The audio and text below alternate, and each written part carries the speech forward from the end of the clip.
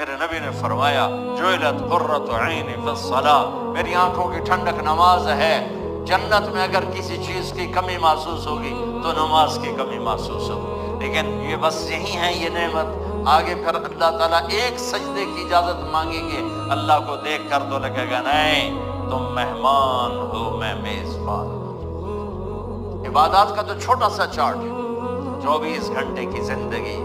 اگر والدین، تم سب بچے بیٹھے ہو، والدین کو اپنی جنت بنا لو، ماں باپ کو اپنی جنت بنا لو، ان کی دعا لے لو۔